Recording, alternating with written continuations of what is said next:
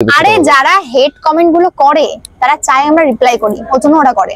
Reply করলে কি হয় বলতো, ওরা ভাববে কি যে ওয়াও আমাকে ভাও দিচ্ছে, চলো আরেকটা হেড কমেন্ট করি। বাবা তুই কোথাকার কোন সেলিব্রিটি রে? ওর থেকে রিপ্লাই পেলে নাকি অডিয়েন্স ভাও পেয়ে যাবে? কে রে তুই? ওই তো শাড়ি খুলে বনে বাজারে নোংরামি করিস।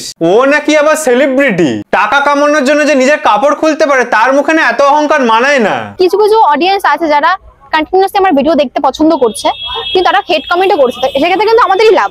তো আমি এই জন্য ভাবি যে ভাই তুমি হেড কমেন্ট করো, যা করো। ভাই লোকজন চায় যাতে সে হেড কমেন্ট না পায়, বাট এই মেয়ে নিজের ধান্দার জন্য ভিউজের জন্য মানুষকে হেড কমেন্ট করতে বলছে, কিন্তু তারা হেড কমেন্টও করছে, সেক্ষেত্রে কিন্তু আমাদেরই লাভ।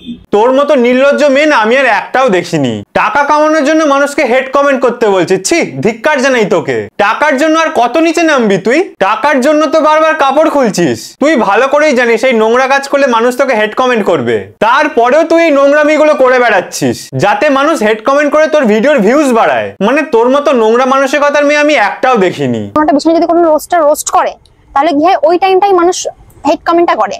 এক মাস সব স্টপ হয়ে যাবে। তুই ওই আশাতেই থাক। তুই জবে থেকে উঠেছিস তবে থেকে রোস্ট হয়ে যাচ্ছিস, পাবলিকের থেকে চাটন খেয়ে যাচ্ছিস। এই রোস্টিং ব্যাপারটা প্রথম নয়, এখন আগে কিন্তু অনেকবারই হয়েছে, আর এগুলো বেশি দিন যায় না, এক মাসের মধ্যে সব স্টপ হয়ে যাবে।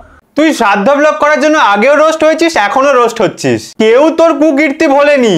তুই যতই সতী সাজার চেষ্টা করিস না কেন, মানুষ তোর এই নোংরামিগুলো কোনোদিন ভুলবে না। সলমান খান সেই কোন যুগে হরিণ মেরেছিল, সেজন্য তাকে আজও ট্রোল হতে হয়। আর তুই ভাবছিস তোর কুকীর্তিগুলো মানুষ সব ভুলে যাবে? তুই শ্রাদ্ধ ব্লগ করেছিস, সেটা মানুষ আজও ভোলেনি। আর তুই একটাকে ঠকিয়ে আরেকটার সাথে দীঘা যাচ্ছিস, এটাও কেউ ভুলবে না।